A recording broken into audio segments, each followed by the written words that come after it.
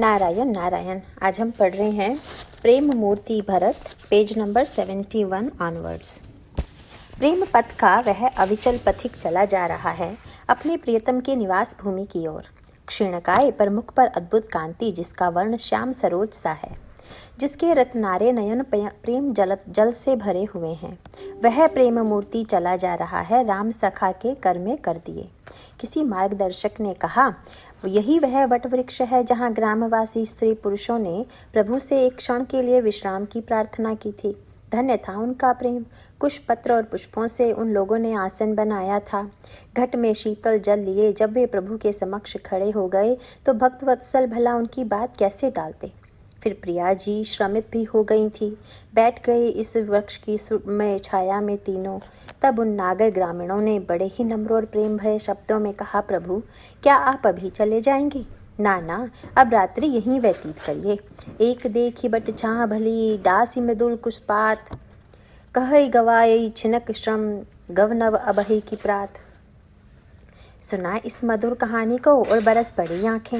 लिपट गए जाकर उस वट वृक्ष से। सखे तुम धन्य हो, प्रभु तुम्हारे निकट आए, तुम्हारी सुरमय छाया में विराजे। तुमने पत्तों का आसन दिया और पत्तों से व्यजन करके उनके श्रम का हरण किया। प्रभु तुम्हारे तन से टिक गए, उनके सुमुख कोमल श्री अंग का सानिध्य तुम्हें मिला। मुझे भागे कि स्पर्श से तुम रूठ तो नहीं गए। हाँ, सचमुच में कितना भागा हूँ, हमारे ही कारण तो उन्हें बनाना पड़ा। कौन कहता है कि तुम जड़ हो? नहीं, तुम ही चेतन हो, प्रभु के सच्चे अनुरागी हो। मुझे भी अनुराग का दान दे दो ना। इस प्रकार अनुराग भरे शब्दों में उनसे बात करने लगते हैं। गोस्वामी जी ने उसे थोड़े से शब्दों में व्यक्त करने की चेष्टा की है। लखन राम सिय पंथ कहानी, पूछहि सकहि कहत मृदुबानी। राम बास थल बिटव बिलो के, और अनुराग रहत नहीं रोके। दुखी व्यक्ति हीन हो जाता है। रावण के अत्याचार से आकुल देवतागण स्वार्थांध हो रहे थे। सभी चाहते थे राम ही भरत ही भेंट न होई। इसके लिए उन्होंने भी प्रयत्न किए। पृथ्वी कठोर बनकर उनके पथ को कठिन बना देना चाहती थी। सूर्य किरणों से संतप्त कर उन्हें यात्रा से विरत करना चाहता था। पर सच्चे प्रेमी इन कठिनाइयों से कहाँ घबराते हैं। पैरों में फफोले पड़ गए, पर उस प्रेम व्रती के मुख से आह तक नहीं निकली। लज्जा से पृथ्वी पानी पानी हो गई। सूर्य ने बादलों की ओट में अपने को छिपा लिया। वे सोचने लगे, हाय हम लोगों ने यह क्या किया। प्रेम मूर्ति के प्रति हमारा यह व्यवहार जानकर प्रभु को कितना क्षोभ होगा। और तब वे अतीव कोमल बनकर अपनी भूलों का प्रायश्चित करने लगे। श्री भरत का सत्कार करने के लिए जड़ चेतन में होड़ सी लग गई। स्वार्थी देवता भी श्री भरत की प्रेममयी दिव्य स्थिति देख भाव विभोर हो उठे। वे कोमल पृथ्वी को पुष्पों के द्वारा आच्छादित कर उसे और भी मृदु बना देना चाहते हैं। परिणाम स्वरूप राघवेंद्र के स्वागत से भी बढ़कर स्वागत हुआ राम अनुज का। देखी दशासुर बरसहि फूला, भई मृदुमही मृगु मंगल मूला। किए जाई छाया जलद, सुखद बहई बरबात। तस्मग भयउन राम कहाँ, जसपा भरत ही जात। मुक्ति तो श्री भरत आगमन से सभी के लिए सुलभ हो गई। न उसके लिए श्रवण मनन और चिंतन की अपेक्षा थी, और न ध्यान धारणा प्रत्याहार और समाधि की। अधिकारी अनधिकारी का तो प्रश्न ही शेष न रहा। जड़ चेतन जग जीवन घनेरे, जिन चितये प्रभु जिन प्रभु हेरे। ते सब भये परम पद जोगु, भरत दरस मेटा भवरोगु। भरत दरस मेटा भवरोगु द्वारा एक बड़ी ही सैद्धांतिक वस्तु की ओर संकेत किया गया है। वास्तव में तो जीव मुक्त ही है, किंतु अविद्या माया के द्वारा वह अपने को बद्ध मान लेता है। उसे स्वस्वरूप की विस्मृति हो जाती है। माया बस स्वरूप विसारयो, तेहि कारण नाना दुख पायो। तई निज करम डोरी दृढ़ कीन्ही, अपने करहि गांठ दह लीन्ही। समाधि द्वारा इसी भ्रम निवारण का प्रयत्न किया जाता है। स्थिर जल में ही जैसे अपना प्रतिबिंब देखा जा सकता है, चंचल जल में नहीं, उसी प्रकार समाहित मन में ही स्वस्वरूप के साक्षात्कार की क्षमता जाती है। पर वह समाधि हो कैसे? जीव अनेक रोगों से ग्रस्त हो रहा है। वे रोग मानस और मनहित करना है। काम, क्रोध, लोभ, अहंकार, कुटिलता आदि रोगों ने उसे चंचल बना दिया है। एक व्याधि बस नर मरहि, एक असाधि बहुव्याधि। पीड़हि संतत जीव कहूँ, सो कि मिलहै समाधि। रोग नष्ट करने के शास्त्रों में अनेक उपाय बताए गए हैं, किंतु अधिकांश कठिन प्रयत्न साध्य हैं। अतः श्री कागभूषुंडी जी एक सुगम उपाय बताते हैं। रघुपति भगति सजीवन मूरी, अनुपान श्रद्धा मति पूरी से इन मानस रोगों का ध्वंस हो सकता है। श्री भरत दर्शन से सारी औषध योजना सुगम हो गई। उनके प्रेमानंद ने लोगों को समाधिस्थ कर दिया। श्री भरत का दर्शन होते ही वे उनमें तन्मय हो गए। श्री भरत में मन की क्षणिक तन्मयता का अभिप्राय ही है समस्त वासना और रोगों का नाश। इस प्रकार निष्प्रयत्न मानस रोगों का समूलोच्छेद कर श्री भरत ने जड़ चेतन सभी को मुक्ति का अधिकारी बना दिया। पर इधर बेचारा स्वार्थांध इंद्र तो व्यग्र हो उठा। श्री भरत की प्रेममयी स्थिति को देखकर उससे न रहा गया तो गुरु बृहस्पति से कह ही बैठा, बनी बात बिगड़न चहती, करई जतनु छल सोधी, रहत न आरत के चित चेतु का इससे अच्छा उदाहरण क्या हो सकता है। एक ओर तो वह उन्हें सुप्रेम पयोधी कहता है और दूसरी ओर समुद्र के प्रवाह को देवमाया रूप मिट्टी के घरौंदे से रोकना चाहता है। पर इसी विचारहीनता में उसका कल्याण भी तो निहित है। यदि बृहस्पति से वह अपनी भावनाओं को व्यक्त न कर देता तो श्री भरत महिमा का ज्ञान भी उसे कैसे होता। देवगुरु को हंसी आ गई। देवराज की इस मूर्खता पर सहस्र नेत्र वाला इंद्र सत्य को नहीं देख पाता। उन्हें तो इसी पर आश्चर्य हो रहा है। बड़े ही गंभीर शब्दों में उन्होंने शिष्य को उपदेश देना प्रारंभ किया। वत्स, प्रभु बड़े ही क्षमाशील हैं, पर भक्ता अपराध वे भी नहीं सह सकते। अम्बरीश और दुर्वासा का इतिहास तुमसे छिपा नहीं है। फिर संभवतः तुम्हें यह ज्ञात नहीं कि श्री भरत और प्रभु कौशलेंद्र का क्या संबंध है। लोक दृष्टि से तो भरत उनके भक्त हैं, पर उन्हें प्रभु अपना भक्त ही नहीं आराध्य भी मानते हैं। जानते हो, प्रभु जिस नाम का जप करते हैं वह है भरत। भरत सरिस को राम सनेही, जगु जप राम राम जप जेही। अपने इष्ट का अपमान तो साधारण व्यक्ति भी नहीं सह पाता, तब भला अनंत कोटि ब्रह्मांड नायक कैसे क्षमा करें। अच्छा, जाने दो, आराध्य न सही भक्त ही मानो, पर यह भी तो तुम्हें ज्ञात है कि उन्हें सेवक कितना प्रिय है। विश्व के लिए सम होते हुए भी वे सेवक के लिए विषम बन जाते हैं। इस भ्रम में न पड़ना कि देवताओं के लिए प्रभु अवतार ग्रहण करते हैं। वास्तव में तो भक्तों का प्रेम ही अवतार ग्रहण करने के लिए बाध्य करता है, जिनके लिए वे अपना स्वरूप भी परिवर्तित कर देते हैं। उन भक्तों से विरोध करने वाले की क्या स्थिति होगी। कल्पना तो करो। मैं जानता हूँ कि तुम्हें यह भय क्यों हो रहा है। तुम सोचते हो कि श्री भरत प्रभु को वन से लौटा ले आवेंगे, रावण वध न होगा और देवता बंदी बने रहेंगे। पर यह भ्रम श्री भरत का स्वभाव न जानने के कारण ही है। वे तो राम भगत पर हित निरत, पर दुख दुखी दयाल, भगत शिरोमणि भरत ते, जनि डर पहु सुरपाल। तुम क्या सोचते हो भक्त स्वार्थ होता है। श्री भरत अपनी वियोग व्यथा को दूर करने के लिए राम को लौटाना चाहते हैं। यह सर्वथा भ्रामक धारणा है। भरत अपने लिए कुछ नहीं सोचता, वह तो सदा परहित निरत रहता है। श्री भरत ने समस्त पूर्ववासियों को शोक सागर में निमग्न देखा। सभी विषम वियोग व्यवस्था से संत्रस्त थे। उनकी रक्षा करना उनका कर्तव्य था, क्योंकि वे संत हैं। उन्होंने राम के पास जाने का निर्णय कर लोगों की मानस पीड़ा का नाश कर दिया। प्रभु को वे लौटाना चाहते थे केवल इसलिए कि मिटई कुजोग राम फिरी आए, पर वे दुराग्रही नहीं हैं। राघवेंद्र रामभद्र के निकट पहुंचकर उन्हें यदि यह ज्ञात हो गया कि विश्वहित प्रभु के वन निवास में ही है, तो सच्चे संत की भांति वे लौट जाएंगे। अपनी बात पर अड़े रहना उनका स्वभाव नहीं, वे सच्चे आज्ञाकारी हैं। प्रभु ने भूभार हरण की प्रतिज्ञा की है, वे सत्यसंध हैं। राघवेंद्र की सत्यसंधता की रक्षा के लिए वे अपनी इच्छा का सहर्ष बलिदान कर देंगे।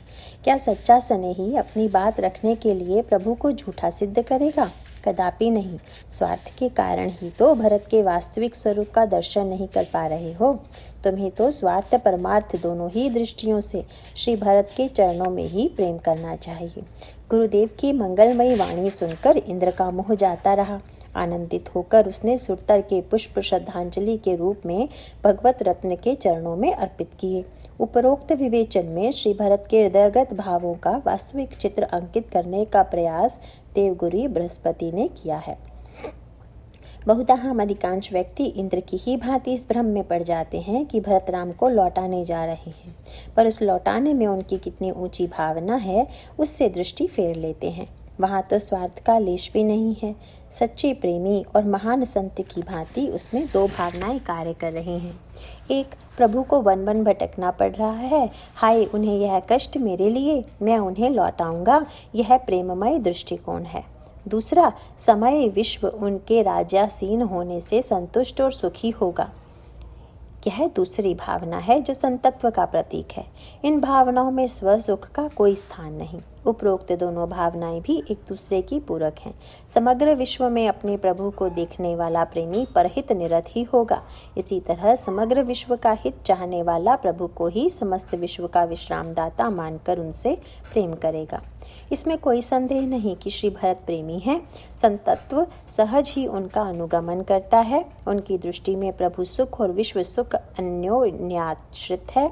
अपने बालकों को पीड़ित देख कौन पिता प्रसन्न रह सकता है? इसी प्रकार भक्त पुत्र भी पिता को कष्ट उठाते देख कैसे सुखी हो सकता है? प्रभु और विश्व का संबंध पिता और पुत्र की ही भांति है। प्रभु स्वयं कष्ट उठाकर विश्व को सुखी देखना चाहते हैं और भक्त कष्ट में रहकर भी राघव को विहार करते देखने का इच्छुक है। श्री भरत जैसे महान प्रेमी दोनों को ही प्रसन्न देखना चाहता है। भला ऐसे कोमल कारुणिक प्रेममय संत की तुलना किससे की जा सकती है? श्री भरत जी की स्नेह रस सिक्त वाणी का श्रवण कर पाषाण भी पिघल गए। उनके मुख से निकले हुए राम राम ने सारे वातावरण को ही प्रेम से भरपूर बना दिया। हृदय से किया हुआ नामोच्चारण ऐसा ही होता है। वह स्वयं तो पावन करने के साथ सुनने वालों को भी कृतकृत्य कर देता है। इस विषय में एक छोटी सी कथा संत मुख से सुनने को मिली। श्री गोस्वामी जी वृंदावन धाम में पधारे। वहाँ एक दिन वे कृष्ण रस रसी कवर सूरदास से मिलने के लिए गए।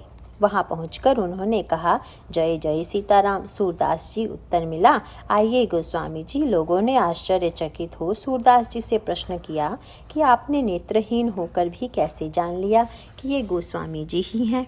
सूरदास जी ने उत्तर दिया, इनके प्रेममय नामोच्चारण से, इतने रस से सीताराम नाम इन्हें छोड़ और कौन ले सकता है? श्री भरत तो प्रेमियों के आचार्य हैं। उनके मुख से हा राम के साथ निकला हुआ दीर्घ निश्वास वायुमंडल में एक ऐसा भाव विद्युत भर देता है जिससे पाषाण भी द्रवीभूत होकर रसमय हो जाते हैं। जब ही राम कही ले ही उसासा, उमगत प्रेम मनहु चहुपासा, द्रवही वचन सुनि कुलिस पसाना, पुरजन प्रेम न जाई बखाना। मार्ग में पुनः कालिंदी के दर्शन हुए और नेत्रों में प्रेम के आंसू छलकने लगे। क्यों? प्रीतम राम का सा ही तो वर्ण है इस यमुना का। बीच बास करी जम नहीं आए, निरखी नीर लोचन जल छाए। हम नित्य ही देखते हैं, कभी मेघ को, कभी मयूर को, कभी यमुना को, पर अपने श्याम की स्मृति हृदय में नहीं आती, क्योंकि वह हमारे नयनों में नहीं समाया है। या यूँ कहना चाहिए कि उनके लिए इन वासना मलिन नेत्रों में स्थान ही नहीं है। पर श्री भरत जैसे प्रेमी के लिए तो विश्व की प्रत्येक वस्तु प्रियतम की स्मृति का कारण बन जाती है। उनके मन तन नयन में वही तो समाया है। पीत रंग की कोई वस्तु दिख गई तो पीतांबर का ध्यान हो आया, और अरुणता में उनके अरुण पद तल का। कुंद का श्वेत रंग उसके हृदय में कुंद कली जैसी प्रभु की स्वच्छ दंत पंक्तियों का स्मरण करा देती है। कृष्ण रंग उनके मन को कमनीय केश कलिका में उलझा देता है। एक क्षण के लिए भी उसकी स्मृति ओझल नहीं हो पाती उनके हृदय से। भगवान शंकर को राम नाम इतना प्रिय है कि र से प्रारंभ होने वाला कोई भी शब्द उन्हें हर्षमग्न कर देने के लिए यथेष्ट है। रकारादीनि नामानि शृण्वतां मम पार्वती, मनः प्रसन्नतां याति राम नामाभिशंकया। श्री भरत ने रवि नंदिनी का दर्शन किया और विरह व्यथा उमड़ पड़ी। विरह वारिधि में यमुना ने मिलकर मानो उसे और भी अथाह बना दिया। पर विरह समुद्र में डूब जाने का अर्थ है प्रियतम के दर्शन से हाथ धो बैठना।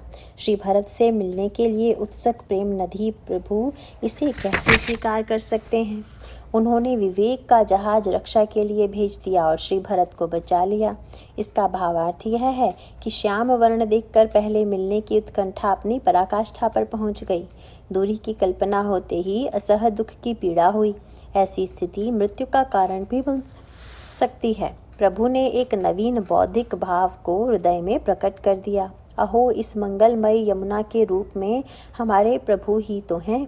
इतना विचार आते ही हृदय की पीड़ा शांत हो गई।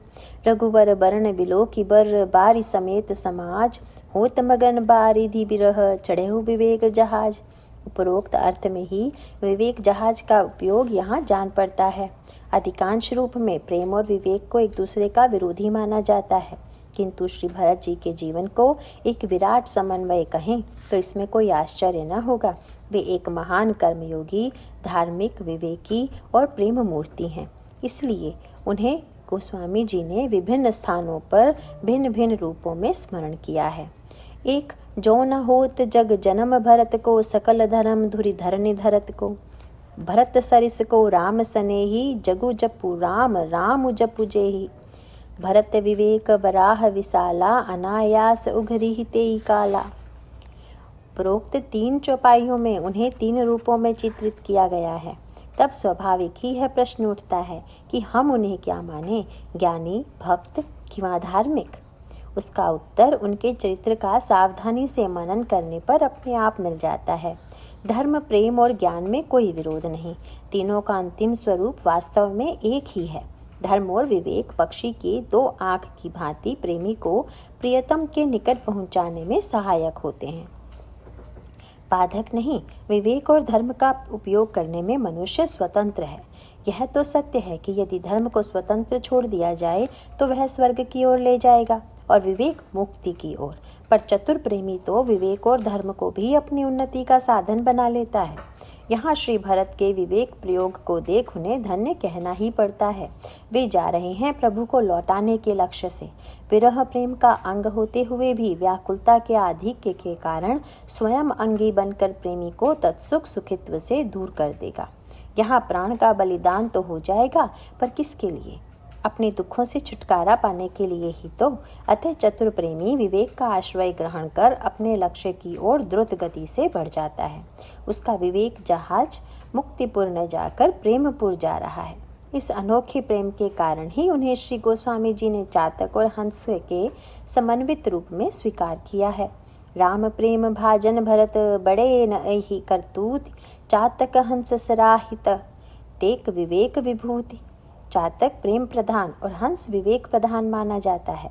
महापुरुषाग्रगण्य श्री भरत का दर्शन प्राप्त कर ग्राम निवासी स्त्री पुरुष अपने को धन्य मानने लगे। साक्षात मनमत श्री कौशल किशोर ने अपनी रूप माधुरी के द्वारा कुछ दिन पूर्व लोगों का चित्तवित्त चुरा लिया था। आज उनके ही वय वपुवर्ण रूप सोयाली वाला नव किशोर प्रेम सुधा का वितरण करता हुआ प्रभु से भी अधिक श्रद्धा का पात्र बन गया। भरत दरसु देखत खुलेउ, मग लोगन कर भाग, जनु सिंघल वासिन भयो, विधि बस सुलभ प्रयाग। श्री भरत के लिए प्रयाग की उपमा देना स्तुति नहीं, वास्तविक सत्य है, अपितु सत्य से भी अधिक। तीर्थराज प्रयाग के कोषागार में चारों फल अर्थ, धर्म, काम, मोक्ष हैं, पर उन्हें प्राप्त करने वाला उत्तराधिकारी चाहिए। अधिकार का स्वरूप है श्रद्धा और विश्वास। विश्वास बिना वहाँ कुछ भी प्राप्त न हो सकेगा। पर श्री भरत पयोधी में तो अनंत रत्न भरे हुए हैं। यहाँ अभिनव तीर्थराज चतुर्वर्ग की तो कथा क्या, प्रेम रूप परम फल का भी दान करने में समर्थ हैं। समर्थ ही नहीं, करते भी हैं। अधिकारी अनधिकारी का तो प्रश्न ही नहीं उठता, क्योंकि वह स्वयं ही व्यक्ति को अधिकारी भी बना देते हैं। अतः प्रयाग भी इनसे तुलना करने योग्य नहीं। इतना महान व्यक्तित्व कितना नम्र है, इसकी साक्षी निम्नलिखित चौपाइयाँ हैं। तीर्थ मुनि आश्रम सुरधामा, निरखि निमज्जहि करहि प्रणामा, मन ही मन मागहि बर एहु, सिय राम पद पदुम सनेहु। प्रेम पयोधी याचना करता है प्रेम कण की। दाता होते हुए भी भिक्षा की झोली सबके सामने पसार देता है। श्री भरत की अनन्यता का स्वरूप यही है। वे प्रभु को छोड़ अन्यों से न मांगने की विचारधारा के अनुयायी नहीं हैं।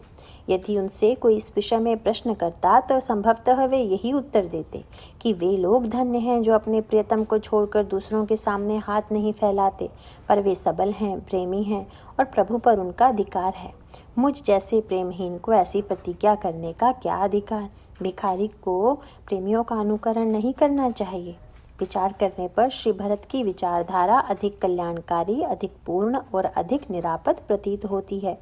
इस विचार का सबसे महत्वपूर्ण अंग है कि इसमें प्रेमी अपने लक्ष्य से क्षण भर को भी विचलित नहीं होता, क्योंकि वह मांगे चाहे जिससे, पर मांगता केवल राम पद पदुम स्नेहु ही है। साथ ही किसी की अवहेलना या तिरस्कार भी उसके द्वारा नहीं हो पाता, जिससे स्वभावतः प्रत्येक की सहानुभूति उसे प्राप्त रहती है। सहस्रों भावनाएं प्रेम रथ में उनकी सहायक बन जाती हैं। इसके लिए हम एक पतिव्रता स्त्री का दृष्टांत ले सकते हैं। वह अनन्य भाव से पतिभक्त है, उसका तन मन सब उसी के लिए है, पर पति के संबंध के नाते वह सास, ससुर और देवर आदि सभी की सेवा करती है। हाँ, उसका लक्ष्य पति प्रेम ही है, और यह निश्चित है कि ऐसा करने से उसके प्राण वल्लभ को भी प्रसन्नता होगी।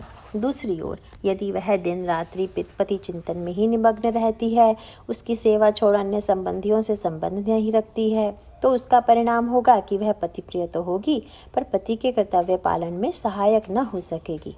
वह तो अपने गुरुजनों की सेवा करेगा, यह असंदिग्ध है, पर देव पत्नी अपने व्रत पर दृढ़ होते हुए भी पति के कार्यों में सहायक सिद्ध न हो सकेगी। उसका प्रेम अपनी निष्ठा को ही संवारने में अधिक रहा, पति को विश्राम देने में नहीं। साथ ही पति को संकोच भी होगा उसके साथ इस व्यवहार से। दोनों प्रकार की पतिव्रताएं श्रेष्ठ हैं, पर प्रथम भावना कुछ अधिक कल्याणकारी जान पड़ती है। कहना न होगा कि भरत की विचार सारणी प्रथम प्रकार की है। वे जप, तप, व्रत, तीर्थ और देवोपासना आदि सभी स्मार्त धर्मों का पालन करते हैं और सबसे केवल राम प्रेम की याचना करते हैं। यह मार्ग सर्वसाधारण के लिए निरापद भी है, क्योंकि जहाँ प्रेम की उच्चतम अवस्था में स्मार्त धर्मों का त्याग हो जाना कोई आश्चर्यजनक नहीं, वहीं दूसरी ओर अनुकरण की चेष्टा में उच्च श्रृंखलता वर्ण की ही संभावना है। जब सर्वस्व धर्मों के त्याग का उपदेश दिया जाता है, तब वह केवल उसके लिए जो अधर्मों का पूर्ण त्याग पहले ही कर चुका हो। पर अधिकांश रूप में देखा यह जाता है कि अधर्म का त्याग तो होता नहीं, धर्म त्याग भले ही हो जाए। द्वितीय प्रकार की अनन्यता असाधारण अधिकारियों के लिए है, पर यदि उसका प्रयोग सर्वसाधारण करें तो सर्वनाश निश्चित है। उससे ईर्ष्या द्वेष दूसरों से भले ही हो जाए, पर प्रेम होने से रहा। प्रथम प्रकार में इसकी कोई संभावना नहीं, अहंकार को तो वहाँ प्रवेश भी नहीं है। श्री भरत की विचारधारा निर्दोष दोदुग्ध है, जिसका पान सभी स्वस्थ अस्वस्थ निसंकोच रूप से कर सकते हैं। विचार की दृष्टि से तो यह विचारधारा अधिक संगत है ही। जब प्रभु ही सब में रम रहे हैं, जब उनके अतिरिक्त अन्य कुछ है ही नहीं, तब पूर्ण अनन्यता भी यही है। स्वयं श्रीमुख से अनन्यता की परिभाषा प्रभु ने यही की है। जो अनन्य जाके यसी मति न टरई हनुमंत, मैं सेवक सचराचर रूप स्वामी भगवंत। इसीलिए श्री भरत प्रत्येक को प्रणाम करते हैं। मिलही किरात कोल बनवासी, बैखानस बटुग्रही उदासी, करी प्रणाम पूछहि जहि तेहि, कहि बन राम लखन उबय देहि। श्रुतियों में प्रणाम कर्म के लिए जिस अधिकारी अनधिकारी का उल्लेख किया गया है, वह केवल स्थूलदर्शियों के लिए है। यह कोई अनादर की बात नहीं, क्योंकि प्रारंभ में सभी स्थूलदर्शी होते हैं, अतः उसकी उपयोगिता में कोई संदेह नहीं है। पर वे जो प्रभु का ही सर्वत्र दर्शन करते हैं, उन अनन्यों के लिए सभी प्रणम्य हैं। भगवान व्यास भी श्रीमद् भागवत में यही कहते हैं। खम वायुमग्निम सलिलम महिम च ज्योतिषी सत्वानि दिशो दुम्रादीन, सरित समुद्रांश्च हरे शरीरम, यत्किंच भूतम प्रणमेदनन्यः। रामानन्य। श्री भरत मार्ग में प्रत्येक पथिक को प्रणाम करके बड़ी ही नम्रता से पूछते हैं, क्या आपने हमारे प्रभु के दर्शन किए हैं? वे कहाँ हैं? कुशलता पूर्वक तो है ना? सभी से उन्हें कोई न कोई प्रभु की मनोहरिणी लीला श्रवण करने को मिलती है। करी प्रणाम पूछहि जहि तेहि, कहि बन लखनु राम बै देहि, ते प्रभु समाचार सब कहहि, भरत ही देखि जन्म फल लहहि। जे जन कहहि कुशल हम देखे, ते प्रिय राम लखन सम लेखे। एहि विधि बूझत सब ही सुबानी, सुनत राम बनवास कहानी। किसी किरात ने बड़ी मधुर कथा सुनाई। मैं वन में लकड़ी एकत्र कर रहा था, तब देखता हूँ कि हमारे राघव धनुष बाण लिए मृग्या के लिए चले आ रहे हैं। आहा, कैसी मधुर छवि थी उस सांवरे की। श्याम तमाल का सा रंग, प्रफुल्लित शतदल कमल के समान नेत्र, मस्तक पर जटा मुकुट और विशाल भुजाओं में धनुष बाण धारण किए वे गजपति से चले आ रहे थे। उसी समय उधर से निकला मृगों का एक समूह। प्रभु सावधान हुए। मैंने सोचा अब दौड़ प्रारंभ होगी, मृगों की और कुमार की, पर यह क्या, सभी मृग एकटक होकर निहार रहे हैं सांवरे को। बाण चढ़ाते देखकर भी वे विचलित न हुए और वैसे ही एकटक देखते रहे। उनकी आंखों में छाया हुआ था प्रेमोन्माद और उधर भी वात्सल्य भरी दृष्टि से प्रभु मृगों को निहार रहे थे। धनुष की पतंचा ढीली हो गई थी, बहुत शिथिल। तुलसीदास प्रभु बाण न मोचत, सहज सुभाए प्रेम बस बोरे। अचानक ही पीछे लता जाल को हटाकर प्रियाजी प्रकट हो गई। मंदहास उनके मुख पर अटखेलियां कर रहा था। बड़े ही विनोदमय शब्दों में उन्होंने कहा, करुणानिधि आर्यपुत्र हो चुकी मृग्या। और प्रभु जी मुस्कुरा पड़े उनकी ओर तिरछी दृष्टि से देखकर। मृगों ने और भी निकट पहुंचकर प्रिया जी को घेर लिया और वे सुकोमल कर कमलों से उनके शरीर को सहलाने लगी। आहा, मेरे भाग्य का क्या कहना। प्रभु की इस मधुर मादक लीला का दर्शन करके आज मैं निहाल हो गया। इतना कहते कहते वक्ता भावों में निमग्न हो गया और श्रोता की आंखें बरस रही थी इस कहानी को सुनकर। कथा श्रवण में समय बीतते देर न लगी। सूर्यास्त हो गया और वहीं उस सब ने रात्रि बिताई। प्रातःकाल होते ही अभूतपूर्व उत्कंठा और हर्ष के साथ यात्रा प्रारंभ हुई। आज तो मंगल सूचक प्रिय शकुन भी हो रहे हैं। शकुन भी अपने को सत्य सिद्ध करने के लिए उत्सुक हैं। वे भरत के दृष्टिपथ में आकर अपने को धन्य करना चाहते हैं। खंजन नयन भी फड़क फड़क कर मानो सबसे पहले उड़कर प्रियतम के निकट पहुंच जाना चाहते हैं। सूरदास जी ने नेत्रों के औत्सुक्य पर बड़ा ही भावमय पद लिखा है। खंजन नयन रूप रस माते, अतिशय चपल चारु अनियारे, पल पिंजड़ा न समाते, चली चली जात निकट श्रवणी कय, उलटी पलटी तांटक फराते, सूरदास अंजन गुण अटके, न तरु अब ही उड़ी जाते। इस प्रकार सारा समाज प्रेम सुरापान कर उन्मत्त हो रहा है। हृदय में अपनी अपनी भावना के अनुरूप ही विचार उठ रहे हैं। सभी डगमगाते हुए चले जा रहे हैं। वार्तालाप में शब्दोच्चारण भी ठीक से नहीं हो पाता है।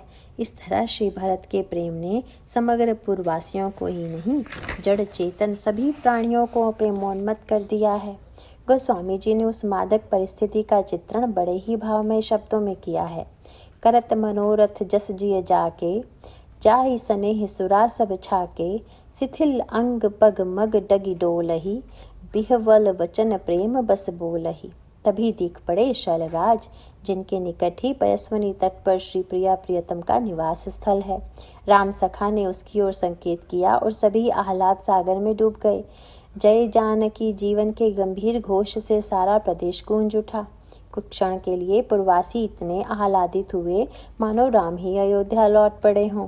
राम सकाहते ही समय दिखावा, शैल शिरोमणि सहज सुहावा, जासु समीप सरित पय तीरा, सिय समेत बसहु दुई बीरा। देख करहि सब दंड प्रणामा, कही जय जानकी जीवन रामा। प्रेम मगन असराज समाजू, सुनि फिरि अवध चले रघुराजू। श्री भरत के प्रेमांकन में कवि अपनी असमर्थता का ही वर्णन करता है। भरत प्रेम तेहि समय जस, तस कहि सकहि न शेषु, कबहि अगम जिमि ब्रह्म सुख, अहम मलिन जनेषु। जैसे कवि ने अनेक स्थलों पर उपमाओं द्वारा श्री भरत भाव को व्यक्त करने की चेष्टा की है। जे जन कहई कुशल हम देखे, ते पिय राम लखन सम सम लेखे। तापस तप फल पाई जिमि, सुखी सिराने ने, जनु जोगी परमारथ पावा, मानहु पारस पायहु रंका। प्रश्न यह है कि फिर कवि क्यों मौन हो जाता है। कवि को वर्णन के लिए कुछ आश्रय उपेक्षित है। हृदयगत भावनाओं के द्वारा शरीर में प्रकट होने वाले रोमांच और अश्रुवादी विभिन्न लक्षणों और क्रियाओं का सहारा लेकर ही कवि किसी उपमा की सृष्टि करता है, पर अन्य स्थलों से वहाँ वैशिष्ट्य है। प्रभु की स्मृति आने पर या उनसे संबंधित किसी वस्तु का दर्शन होने पर श्री भरत के शरीर में रोमांच होता था, अश्रुपात होने लगता था, वस्तुओं को दंडवत प्रणाम करते थे। किंतु अब तो एक ऐसी तन्मयता हुई कि जिसमें शरीर समाधि की तरह निश्चेष्ट हो गया। उसमें न रोमांच हुआ, न अश्रुपात और यहाँ तक कि दंडवत प्रणाम करने का भी उल्लेख नहीं मिलता। इस प्रकार निर्विकल्प समाधि की भांति प्रेम के उच्चतर स्तर में वे ऐसे निमग्न हो गए कि शरीर, मन, बुद्धि, चित्त, अहंकार और सभी निश्चेष्ट हो गए। प्रेमी और प्रियतम, आराध्य और आराधक, दर्शक और दर्शनीय का भेद मेटकर केवल प्रेम ही प्रेम शेष रह गया। ऐसी परिस्थिति में कवि किस छाया का अनुकरण करके उपमा दे या व्यक्तिकरण की चेष्टा करे?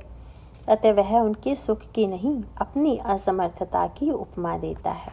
श्री भरत की उस समय जो प्रेममय स्थिति थी, उसका वर्णन तो शेष भी नहीं कर सकते। फिर कवि के लिए तो वह उतनी ही अगम है जितनी अहंकार और ममत्व से मलिन चित्त वाले व्यक्ति के लिए ब्रह्म सुख की अनुभूति। भरत प्रेम तेहि समय जस, तस कहि सकई न शेषु, कबहि अगम जिमि ब्रह्म सुख, अहमम मलिन जनेषु।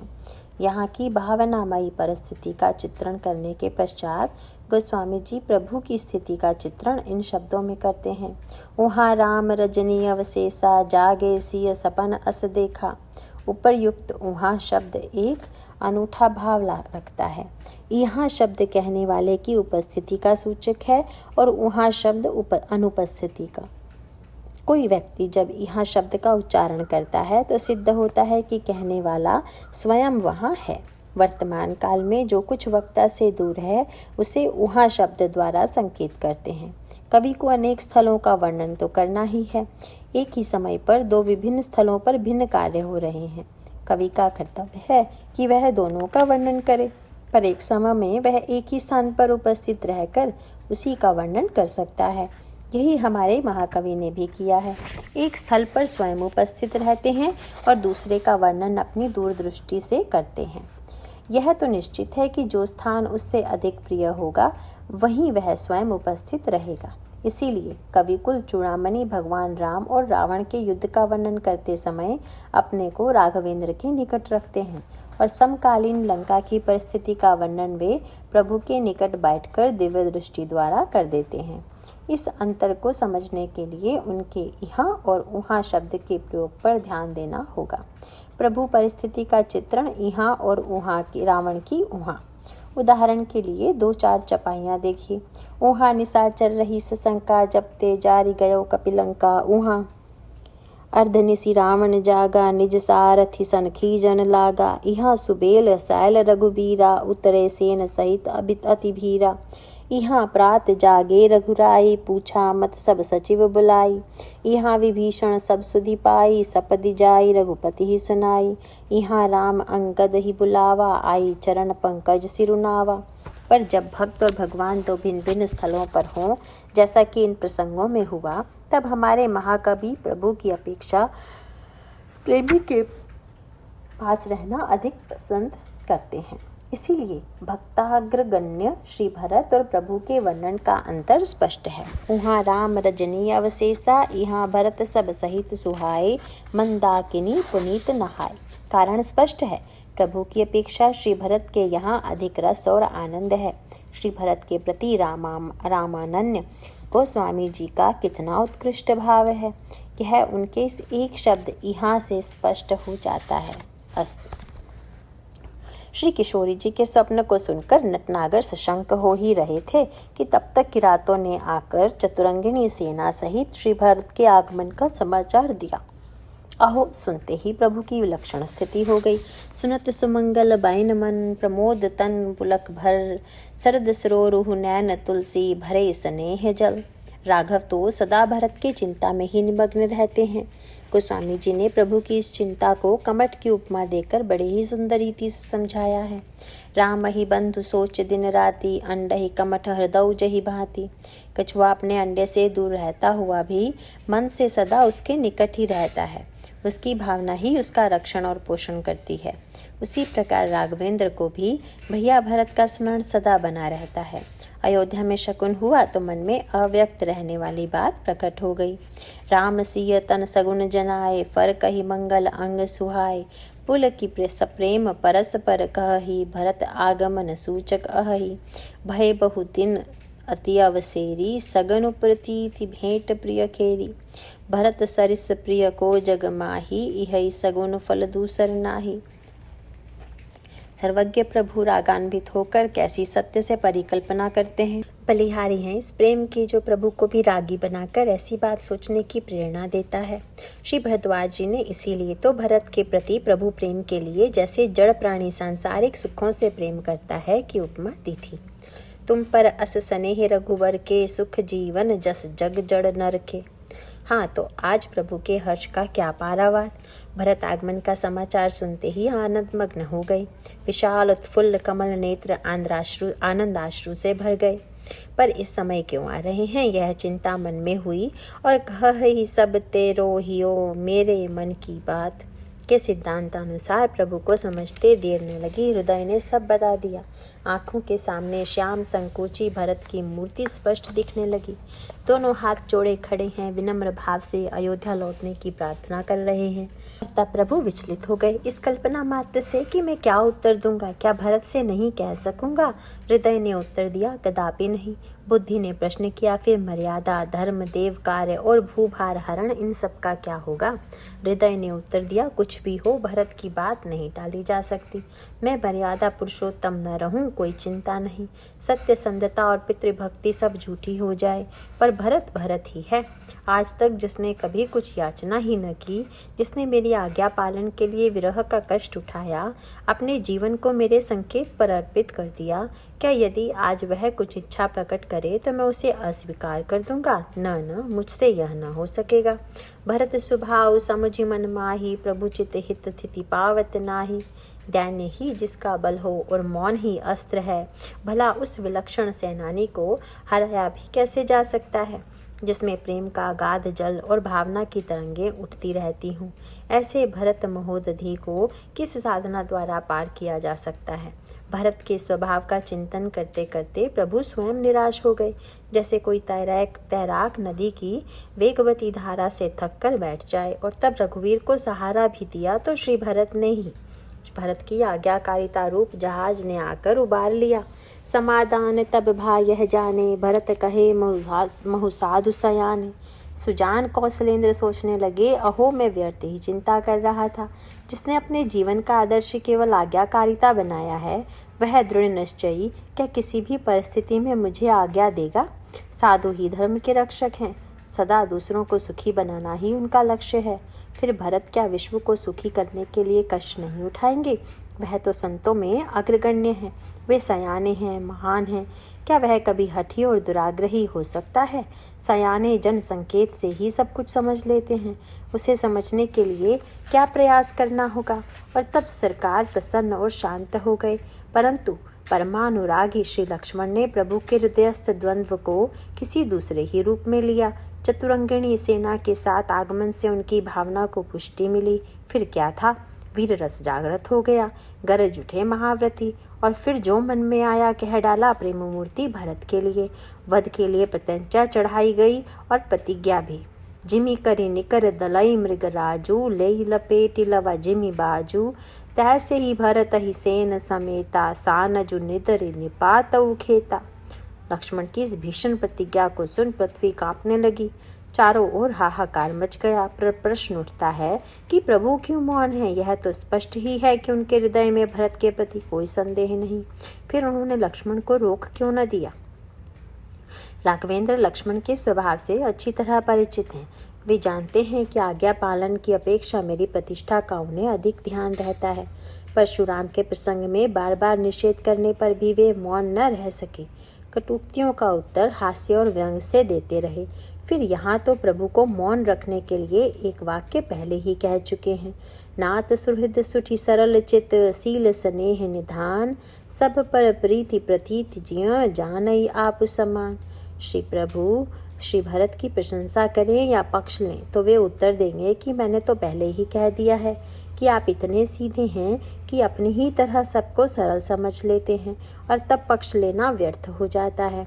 सुजान राघवेंद्र उचित अवसर पर ही कार्य करते हैं।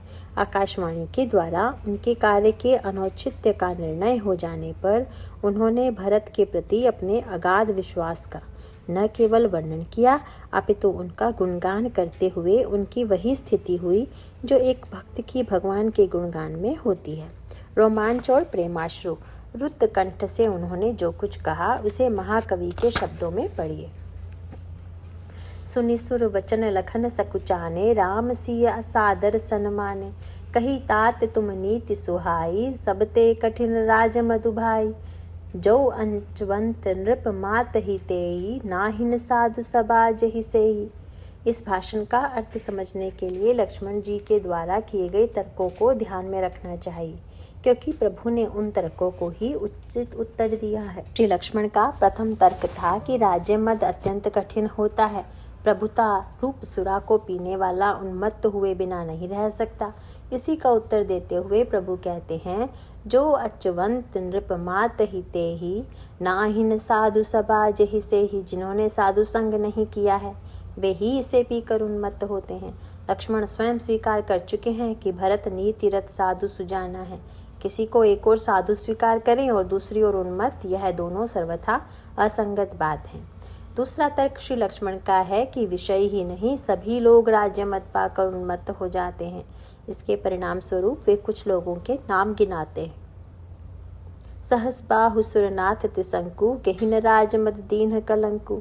ससी गुर तीय गामी नघुषु, चढ़े भूमि सुरजान। लोक वेद तेव मुख भा, अधम न बेन समान। वास्तव में यह तर्क यथेष्ट बलशाली है। श्री लक्ष्मण जी को अपने प्रथम तर्क की असंगति का ज्ञान था, अतः उन्होंने इन उदाहरणों से सप्रमाण यह सिद्ध कर दिया कि सत्पुरुष भी पद प्राप्त कर गिर जाते हैं। अतः भरत के गिरने में भी आश्चर्य की कोई बात नहीं है। रचनागर ने इसका भी मार्मिक उत्तर दिया। तुम ठीक कहते हो, दूध जैसी वस्तु भी खटाई से विकृत बन जाती है। यहाँ एक बात ध्यान देने योग्य है कि खटाई डालकर जो दूध बनाया जाता है वह दधी बन जाता है, पर शराब डालने पर तो वह सर्वथा त्याज्य हो जाएगा। अतः जिन सत्पुरुषों का नाम तुमने लिया है वे दूध जैसे होते हुए भी राज्यमद रूप खटाई से विकृत हो गए हैं। किंतु यह तो बताओ कि यदि क्षीर सागर में वह खटाई डाल दी जाती है तो वह उसका रूप परिवर्तन करने में समर्थ होती। सहस बाहुवादी दुग्ध सदृश थे, लेकिन भरत तो साक्षात क्षीर सागर हैं। उनके लिए तो त्रिदेव का पद भी कांजी के कण के सदृश है। क्षीर सागर में जाकर तो सुरा भी दुग्ध ही बन जाएगी। भरत की स्वीकृति से राज्य पद भी धन्य हो गया होगा। भरत ही होई न राजमद, विधि हरिहर पद पाई। कबहु की कांजी सी करनी, क्षीर सिंधु बिन साई। श्री भरत की क्षीर सागर से तुलना भी साभिप्राय है। यूं तो दुग्ध की नदी में भी कणमात्र कटाई से कुछ न होगा, पर नदी न कहकर समुद्र कहना केवल विशालता की दृष्टि से नहीं, क्षीर सागर की सबसे बड़ी विशेषता है कि उसमें साक्षात भगवान विष्णु का निवास है। जिसके हृदय में प्रभु का निवास हो, जिसके गुणों का आश्रय भगवान हो, वह कैसे विकृत हो सकता है। यहाँ सुरनाथ शंकु आदि से एक अंतर स्पष्ट हो गया। उनमें सज्जनता आदि गुण थे, पर स्व काम आश्रित। उन्होंने सत्कर्मों द्वारा अपने बल से गुण एकत्र किए थे। उनमें भगवान का आश्रय न था। इसमें रंच मात्र भी संदेह नहीं कि भगवद आश्रय रहित अपने पुरुषार्थ से एकत्र किए हुए गुण प्रभुता आदि श्रेष्ठ वस्तु में निष्फल हैं, जैसे मूलाश्र रहित बरसाती नाला। इसीलिए भक्ताग्रगण्य कवि कुल तिलक ने कवितावली में स्पष्ट शब्दों में घोषणा की है। काम स्वरूप प्रताप दिनेश से, सोम से सील गणेश से मानी। हरिचंद से सांचे बड़े विधि से, महवा से महीप बिसे सुख साने। सुख से मुनि सारद से वक्ता, चिरजीवन लोमस से अधिकाने। ऐसे भये तो कहा तुलसी जो पे, राजीव लोचन राम न जाने। भगवद आश्रय रहित होने से ही उन लोगों का पतन हुआ, पर भक्त की रक्षा और उनकी चिंता तो स्वयं प्रभु को रहती है। इस तरह श्री भरत की तुलना क्षीर सागर से करके राघवेंद्र ने श्री लक्ष्मण जी को संकेत किया कि क्या मेरा आश्रय ग्रहण करने वाला मदोन्मत्त हो सकता है? क्या तुम स्वयं भरत के विषय में यह नहीं स्वीकार कर चुके हो कि प्रभु पद प्रीति सकल जग जाना? फिर उनकी तुलना इंद्र सहस्रबाहु आदिकों से क्यों करते हो? इसके पश्चात 5 असंभव उदाहरणों के द्वारा प्रभु उनकी अपेक्षा भी भरत को राज्यमद होना असंभव सिद्ध करते हैं। यहाँ 5 उदाहरण देने का तात्पर्य श्री भरत की महिमा सिद्ध करना है। मिलकर भी भरत की तुलना नहीं कर सकते। तरुण सूर्य सबसे अधिक तेजस्वी है, आकाश सबसे विशाल है, घट योनि विलक्षण देव संपत्ति संपन्न है, पृथ्वी क्षमाशील और सुमेरु गुरुता संपन्न है। इन सब में तो एक एक ही विशिष्ट गुण है, किंतु भरत जी में 5 हैं। सूर्य तेजस्वी है, किंतु उनका अंधकार से विरोध है। उसका नाम तमारी है, किंतु श्री भरत के कीर्ति रूप यश चंद्र से किसी का विरोध नहीं। वह दिन रात्रि में समान रूप से प्रकाशित रहता है। उदित सदा अतः कबहू न। आकाश विशाल है, किंतु उसकी भी एक सीमा तो है ही। भरत तो सर्वथा निरवधि है। निरवधि गुण निरूपम पुरुष भरत भरत समजानी। समग्र आकाश को न सही पर लघु अंश को अवश्य मेघ ढकने में समर्थ हो जाता है। पर श्री भरत के हृदय रूप निर्मल आकाश में वासना के काले बादल कभी आए ही नहीं। ये सर्वथा वासना रहित बने। महर्षि अगस्त्य ने समुद्र का पान कर लिया, किंतु उस समुद्र में खारा जल तो था।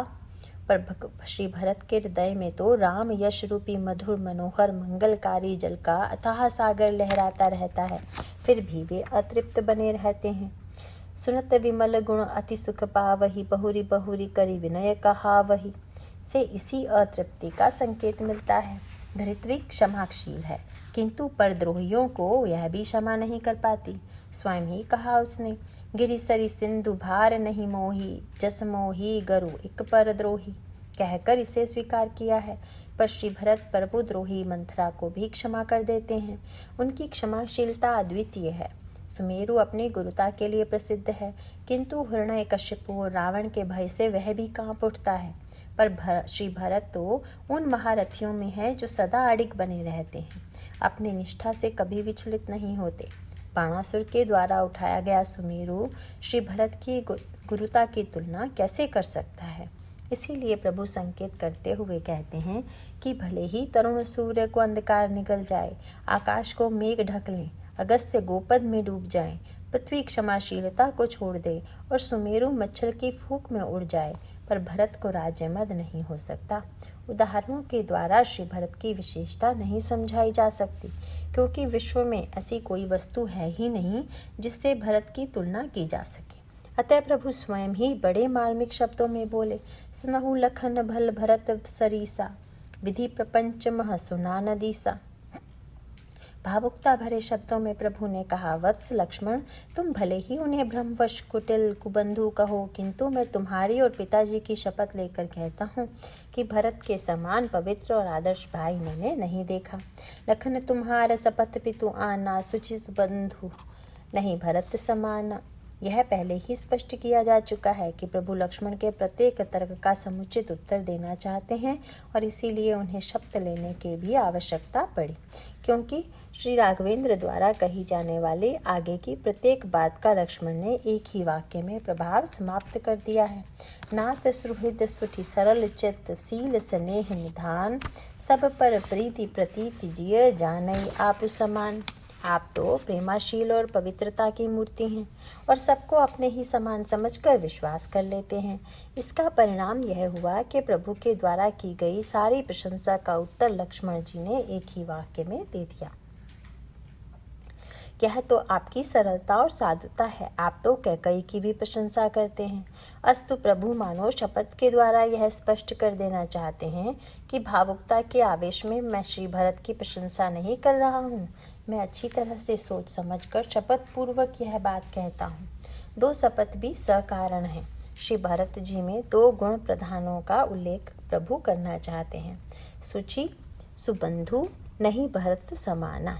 मानो वे लक्ष्मण से कह रहे हों, वत्स पिताजी को मैं आदरणीयता की सीमा मानता हूँ और तुम्हें वात्सल्य की, मैं दोनों की शपथ लेकर कहता हूँ कि भरत के समान पवित्र और आदर्श बंधु मैंने कहीं नहीं देखा। इस शपथ से एक और बात स्पष्ट है कि श्री भरत के प्रति प्रभु के दोनों भाव हैं, पिताजी के समान आदर की भावना और भरत के समान वात्सल्य की भावना। जग जप राम राम जपु जेहि, और जानी तुम्हारी मृदु कहु कठोरा से इन दोनों भावों की पुष्टि भी हो जाती है। यदि कोई यह तर्क करे कि ब्रह्मा ने जड़ चेतन गुण दोषमय विश्व कीन करतार के सिद्धांतानुसार मिश्रित सृष्टि बनाई है, तो श्री भरत में गुणों के साथ किंचित दोष अवश्य होंगे। इसके उत्तर में प्रभु ने कहा, यह ठीक है कि ब्रह्मा ने गुण दोषमय सृष्टि को दूध पानी की तरह इतना एकमेक कर दिया है कि उसका पृथक्कीकरण असंभव है, पर यह सिद्धांत हंस पर लागू नहीं किया जा सकता। वह तो क्षीर निवासी है, पानी को पृथक कर देना उसका सहज गुण है। उसी तरह रविवंश तड़ाग में जन्म लेकर भरत हंस ने भी उसी सत्य को चरितार्थ किया। वह अवगुण रूप जल का परित्याग कर गुण रूप दुग्ध को पी लेते हैं। इस प्रकार अन्यों के लिए असंभव कार्य को संभव बना देने वाले यशस्वी भरत धन्य हैं। कितना कहते कहते प्रभु मौन हो गए, क्योंकि भरत स्मरण से उनका कंठ रुद्ध हो गया और प्रेम पयोधि में निमग्न हो गए। मानो पयोधि का स्नानार्थी चलते चलते वहां पहुंच गया जहां तक अगाध था। अतः जल में डूबने पर शब्द निकलना असंभव हो जाता है। गोस्वामी जी ने इन शब्दों में इसका उपसंहार किया। सगुण खीरु अवगुण जलुताता, मिलहि रचहि प्रपंच विधाता। भरत हंस रविवंश तड़ागा, जन्म कीन दुर्गुण दोष विभागा। गहि गुण पय तजि अवगुण बारी, निज जस जगत कीन उजियारी।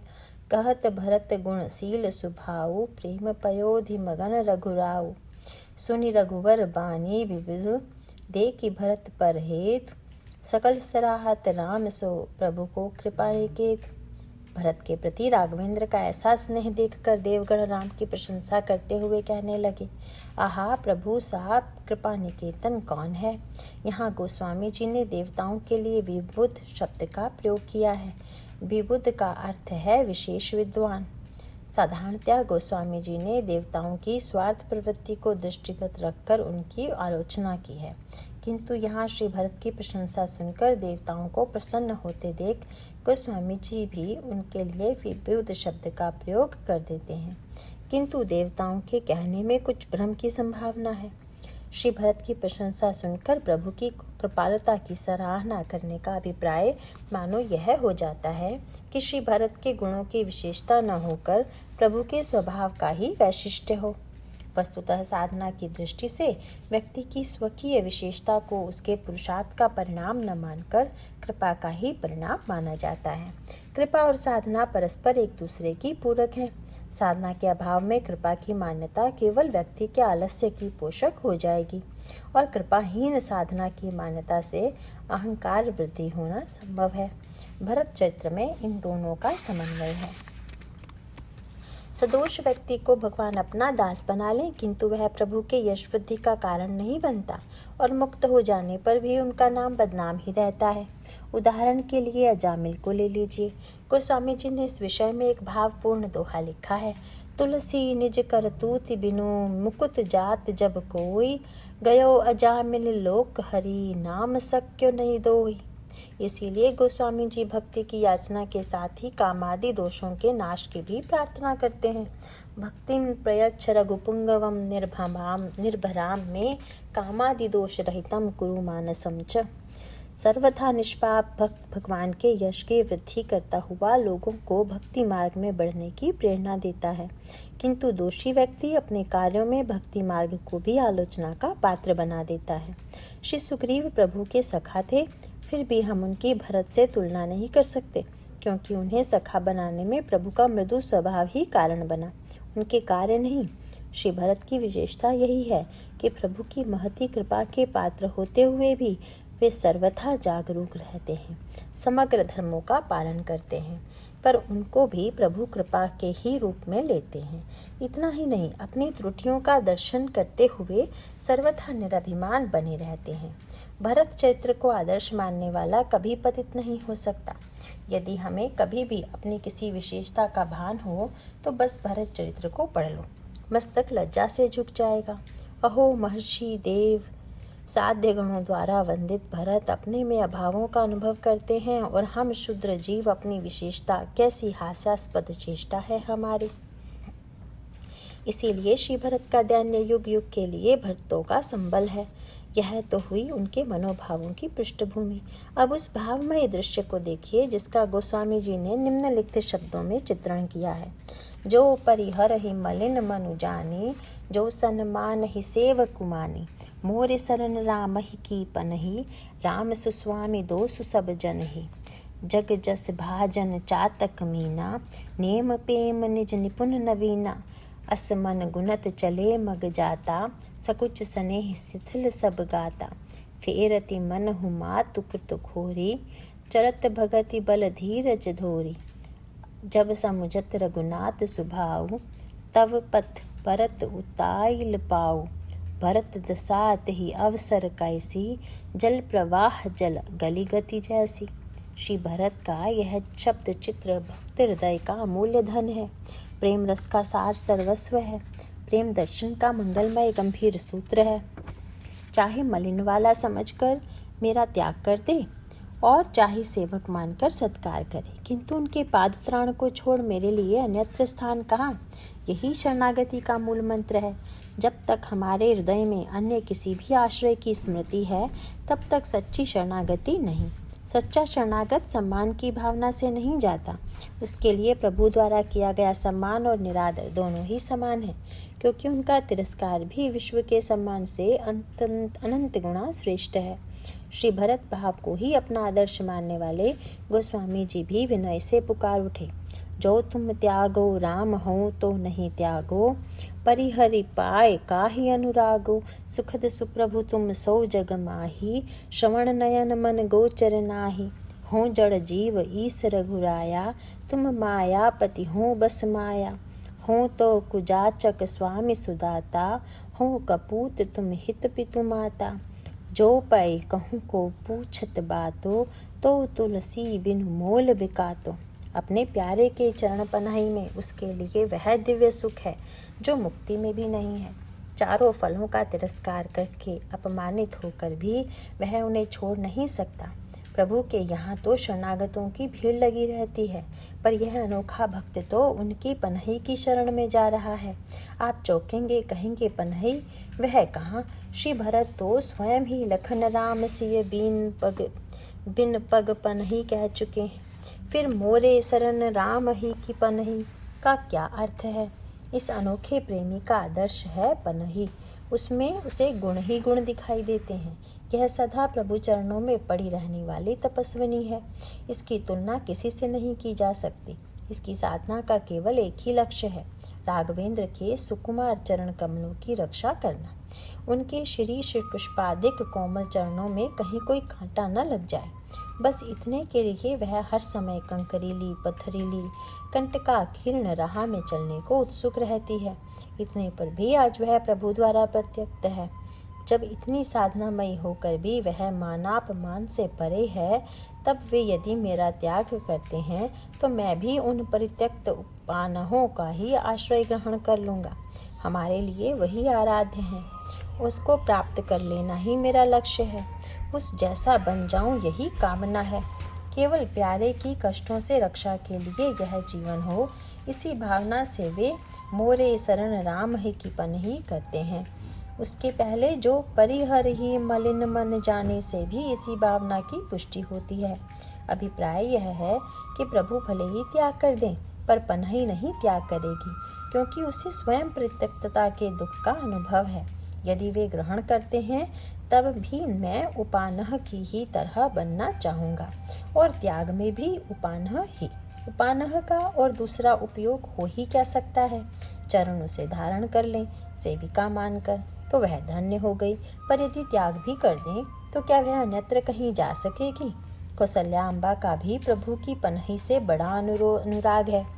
उसके साथ संवेदना है और उसके गुणों के प्रति श्रद्धा, साथ ही व्यथा।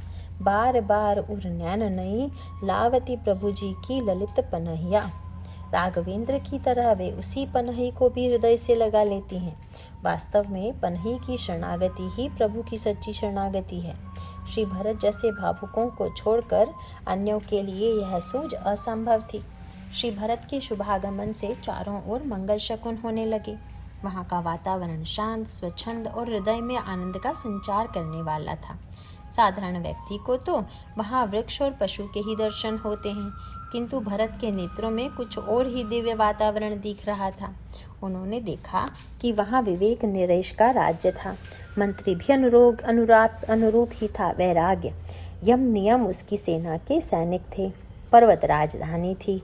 शांति, सद्बुद्धि और पवित्रता उस राजा की 3 रानियां हैं जो अति सुंदर हैं। सुराज्य सभी अंगों से संपन्न है। सबसे बड़ी विशेषता यह है कि वह विवेक नरेश रामचरण आश्रित है। मोहन नरेश पर विजय प्राप्त करके विवेक नरेश अकंटक राज्य कर रहे हैं। इसीलिए उन्हें राज्य में सुख, संपत्ति और सुकाल का निवास है। यह वर्णन श्री भरत के हृदय के सद्भाव का ही सूचक है। व्यक्ति अपने अनुरूप ही समग्र विश्व को देखता है। विरहातुर अवस्था में प्रभु को वन कामदेव की सेना जैसा प्रतीत होता है। चंद्रमा की कालिमा में विभिन्न व्यक्तियों को भिन्न भिन्न वस्तुएं दिखी, पर श्री हनुमान जी को घनश्याम राम दिखे, क्योंकि उनके हृदय में प्रभु का निवास है। इस प्रकार सर्वत्र ही भावना की प्रधानता दृष्टिगोचर हो रही है। वन में विवेक नरेश का राज्य हो कि वा नहीं, पर श्री भरत के हृदय में विवेक का राज्य अवश्य है। राष्ट्र के सभी सद्गुण उनमें व्याप्त हैं। वन प्रदेश विवेक नरेशु, भरत विवेक बराह विशाला। वन प्रदेश सचिव विराग, भरत तेहीपुर बसत भरत बिनुरागा। भट यम नियम शैल राजधानी, मुनि मन अगम जम नियम सम, दम विषम व्रत आचरत को। वन प्रदेश शांति समुति सुचि सुंदर रानी, भरत महिमा जल राशि, परम पुनीत भरत आचरण। रामचरण आश्रित चित जाओ, रामचरण पंकज मन जासु। उपर्युक्त तुलना से स्पष्ट है कि भरत में वे सभी सद्गुण हैं जिनका उल्लेख वन प्रदेश के लिए किया गया है। अपनी ही भावना से वे उस सुप्रदेश का दर्शन करते हैं। स्थान स्थान पर मुनियों की मंजू कुटीर सुशोभित हैं। कई गुरुकुल आश्रम भी हैं जहाँ सहस्रों शिक्षार्थी शास्त्रों का अध्ययन करते हैं। वे विशाल आश्रम इस सुराज के महान नगर जान पड़ते हैं। कहीं कोई एकांतवासी मौनी महात्मा अपनी पूर्ण कुटी में ध्यान मग्न है, जिसके चारों ओर कदली, आम्र, मौली श्री के हरित पादप हैं। वे इस राज्य के लघु ग्राम जान पड़ते हैं।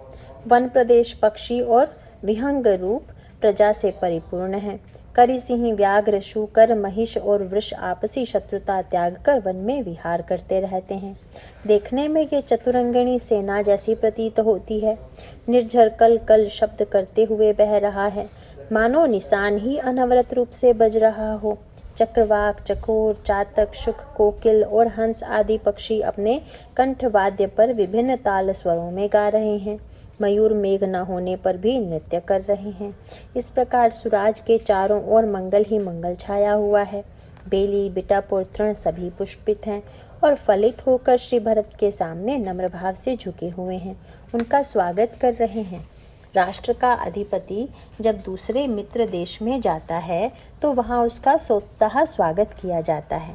विवेक नरेश के इस परम पावन प्रदेश में पहले तो अनंत कोटि ब्रह्मांड नायक का शुभागमन हुआ। नरेश ने बड़े ही समारंभ से उनका स्वागत किया, अपना अतिथि बनाया। पर आज जिस अतिथि का शुभागमन हो रहा है वह तो अतुलित है। वह प्रेमपुर का अधिपति है।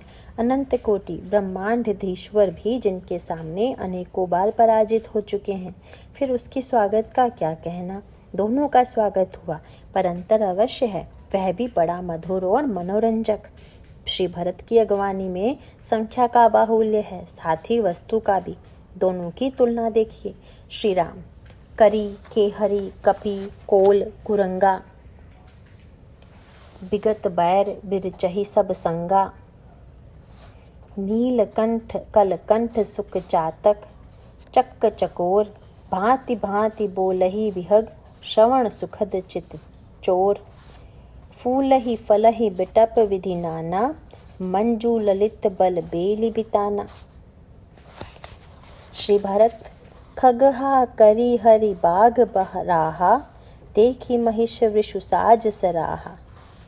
चक चकोर चातक सुख पिक गण, कूजत मंजु मराल मुदित मन। अलिगन गावत नाचत मोरा, जनु सुराज मंगल चहु ओरा। बेली बिटप तृण सफल सफूला, सब समाज मुद मंगल मूला। इस प्रकार देखने से पता चलता है कि मार्ग के स्वागत की पुनरावृत्ति यहाँ भी हुई। तस मग भयउ न राम कहाँ, जस भा भरत ही जात का पाठ विवेक नरेश ने भी दोहरा दिया। धन्य है श्री भरत। श्री भरत तो इस मंगलमय दृश्य का कुछ और ही अर्थ ले रहे हैं।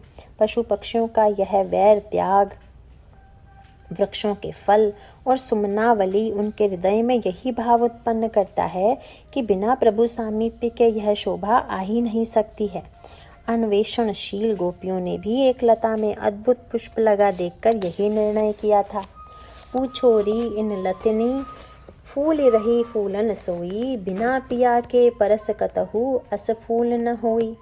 प्रेमियों की पारखी दृष्टि में प्रिय सामीप्य छिपा नहीं रह सकता। श्री भरत की उत्सुकता देखकर राम सखा ने वहीं से प्रभु आश्रम का मनोहरम दृश्य उन्हें दिखाया। नाथ, देखिए उस विशाल वट वृक्ष को, जिसके चारों ओर रसाल और तमाल के 4 पादप सुशोभित हैं। वट तरु तो रामभद्र को अतीव प्रिय हैं। वह हैं भी इस योग्य, क्योंकि उनके नील वर्ण के किसलय अत्यंत सघन हैं। नील रंग के पत्र और रक्त वर्ण के फलों को देखकर ऐसा प्रतीत होता है मानो अंधकार और प्रकाश का एकत्रीकरण करके ब्रह्मा ने समग्र सुषमा समेट कर इनका निर्माण किया है। प्रत्येक ऋतु में वह पादप सुखद है। उसी वृक्ष के निकट श्वेत सलिला पयस्वनी मंथर गति से बह रही है।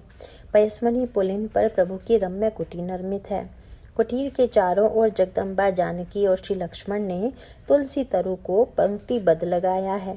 बट तरु के नीचे विशाल वेदी बनी हुई है, जिसका निर्माण स्वयं श्री किशोरी जी के कर कमलों द्वारा हुआ है। युगल सरकार मुनि वृंद समेत वहां नित्य सत्संग करते हुए कथा पुराण इतिहास का श्रवण करते हैं। निषाद राज की वाणी सुनते और वटवृक्ष को देखते ही श्री भरत जी के विशाल नेत्रों में आंसू भर आए। मानो आंसुओं की पुष्पांजलि उस वृक्ष के लिए अर्पित करते हुए मन ही मन कह उठे, धन्य हो वटवृक्ष, तुम सा भाग्यवान कौन होगा। अभागी अयोध्या का परित्याग करके अखिल लोकाश्रय तुम्हारे आश्रम में निवास कर रहे हैं। तुम्हारा पल्लवित पुष्पित फलित होना आज सफल हो गया। सुर तरु भी आज तुम्हारे भाग्य से ईर्ष्या करते हैं। तुम सच्चे अनुरागी हो। इसके पश्चात दोनों भाई दंडवत करते हुए आश्रम की ओर चले। आहा, यह तो प्रभु के चरण चिन्ह है। ध्वज, कुलिश, अंकुश, कमल अपना परिचय स्वयं दे रहे हैं। श्री भरत के हर्ष का क्या ठिकाना। मानो दरिद्र को पारस पत्थर मिल गया हो। उस पावन धूलि को माथे पर चढ़ाते हैं, हृदय और नेत्रों में लगाते हैं। उन्हें तो उसमें रघुबर मिलन का ही आनंद अनुभव हो रहा है। ठीक ही तो है, यह सुख प्रभु के यहाँ नहीं, वहाँ यदि प्रभु के चरणों में पड़े रहना चाहें तो भला वे कैसे रहने पाएंगे। राघवेंद्र की दृष्टि में उनका स्थान हृदय है, चरण नहीं। उनके निकट पहुंचकर तो मन की मन ही में रह जाती है। अच्छी तरह आंख उठाकर देख भी नहीं पाते। स्वयं वे कहते हैं, महु स्नेह सकोच बस सन्मुख कहीं न बैन, दर्शन तृपित न आजु लगी प्रेम पिया से नैन। यहाँ तो कोई रोक नहीं। चरण रज को चाहे हृदय पर धारण करें या माथे पर चढ़ावें और चाहे नेत्रों में लगावें, यह चरण रज ही वह औषध है जिसकी खोज में वह वन वन भटक रहे हैं। अयोध्या के सभा भवन में यही तो समस्या उत्पन्न हुई थी। जब सब लोगों ने एक स्वर में राज्य पद स्वीकार करने का आग्रह किया तो व्याकुल हो गया राम विरही इस राजमद रूप वारुणी के आविष्कार से, और बोल ही तो पड़ा, ग्रह ग्रहीत पुनि बात बस, तेहि पुनि बीछी मार, तेहि पियाई वारुणी कहु कहा उपचार। वास्तव में यह वाक्य इतना समुचित था कि सभी लोग अवाक रह गए। अपनी धारणा पर लज्जित होकर अधोग्रीव बैठ गए। तब इस भवरोग के सच्चे वैद्य ने घोषणा की थी, आपनी दारुण दीनता कहु सभई सिरुनाई, देखे बिनु रघुनाथ पद जिय के जरनी न जाई। आज वह संजीवन मूरी का चूर्ण प्राप्त हो गया है, पद पंकज पराग के रूप में। विरह संकुल श्री भरत की स्थिति वाणी के लिए अतीव अखत हो गई। उनकी प्रेम विहलता को देख पक्षी, मृग, जड़ और चेतन सभी प्रेम मग्न हो गए। नदी का प्रवाह रुक गया। प्रस्तर पिघलकर द्रव्य रूप में प्रवाहित होने लगे। चित्रकूट में एक अद्भुत व्यतिक्रम उपस्थित हो गया। जड़ चेतन बन गए और चेतन जड़। मार्ग दिखाने वाला भी ससुरा की मादकता से न बच सका। राम सखा स्वयं ही रास्ता भूल गई। राम ही भरत ही भेंट न हुई की भावना वाले स्वार्थी देवतागण भी इस प्रेम प्रभाव से अछूते न रह सके। हृदय का स्वार्थ और कलुषता विस्मृत हो गई। देवता स्वयं ही मार्ग बताते हैं और पुष्प वृष्टि करके पथ को कोमल बनाने के साथ ही अपने सद्भाव की भी वृष्टि करते हैं। इस अद्भुत न भूतो न भविष्यति दृश्य को देखकर सिद्ध साधक सभी प्रेम मग्न हो सहज अनुराग की सराहना करने लगे। गोस्वामी जी के शब्दों में पढ़िए। हर्षहि निरखि राम पद अंका, मानहु पार सुपाय उलंका। रज सिर धरि हिय नयन ही लावहि, रघुबर मिलन सरिस सुख पावहि। देखी भरत गति अखत अतीवा, प्रेम मगन मृग खग जड़ जीवा। सकहि सनेह विवस मग भूला, कही सुपंथ सुर बर्ष ही फूला। निरखि सिद्ध साधक अनुरागे, सहज सनेह सराहन लागे।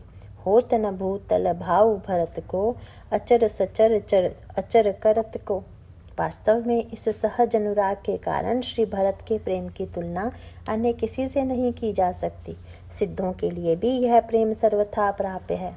रम्याणि वीक्ष्य मधुरांश्च, निशम्य शब्दान से जिस अनुराग का उदय होता है उसे प्रेम नहीं प्रेमाभास कहना उपयुक्त है। इसमें इंद्रिय जन्य लालसा और भोग वासना ही प्रेरक हैं। इस तरह तो हम नित्य न जाने कितने वस्तुओं पर मुक्त होते रहते हैं और उसके उपभोग के लिए व्याकुल होते हैं। भोग के फलस्वरूप उसमें क्षणिक तृप्ति का भी अनुभव होता है। महर्षि नारद ने अनुरागोदय के साधन के रूप में महात्म्य ज्ञान श्रवण की आवश्यकता का उल्लेख किया है। सातु महात्म्य ज्ञान पूर्वम, पर यह प्रक्रिया भी संसार के प्रति महत्व बुद्धि और आकर्षण का नाश होने के लिए है, क्योंकि जब तक विश्व की किसी वस्तु में महत्व बुद्धि होगी तब तक उससे राग भी अवश्य होगा, और जब तक अन्यत्र राग है तब तक प्रभु में पूर्ण प्रेम होना असंभव है। प्रियतम के महात्म्य ज्ञान श्रवण से लौकिक महत्व बुद्धि का नाश हो जाता है। उसके पश्चात इस महात्म्य ज्ञान की आवश्यकता शेष नहीं रह जाती। दूसरी ओर महात्म्य श्रवण से भोग बुद्धि का भी नाश होता है। उनके कोटि कंदर्प दर्प दलन रूप सुधा माधुरी का वर्णन सुनकर भोगेच्छा का उदय नहीं अपितु उनके चरणों में अर्पित हो जाने की भावना बलवती हो उठती है। महात्म्य श्रवण में यद्यपि उनकी सर्वज्ञता सर्वशक्तिमत्ता का वर्णन वह सुनता है, पर उनकी कोमलता और सुकुमारता हृदय पर इतना प्रभाव डालती है कि उनसे कोई कार्य लेने की इच्छा शेष नहीं रह जाती। प्रेमी के हृदय में उसकी सर्वशक्तिमत्ता की अपेक्षा पाटल पुष्पाधिक सौकुमार्य का ही चिरस्थायी प्रभाव रहता है। अपितु इसे यूँ कहना चाहिए कि उनका सौकुमार्य ज्ञान सर्वशक्तिमत्ता को इतना ढक लेता है कि प्रेमी के हृदय से उसकी सर्वथा विस्मृति हो जाती है। इसीलिए वह तो उनकी सेवा, उनको सुखी देखने की भावना में ही सर्वथा निमग्न रहता है। इस प्रकार महात्म्य ज्ञान श्रवण रूप साधना के द्वारा सिद्ध प्रेमी भी सर्वथा निष्काम हो जाता है।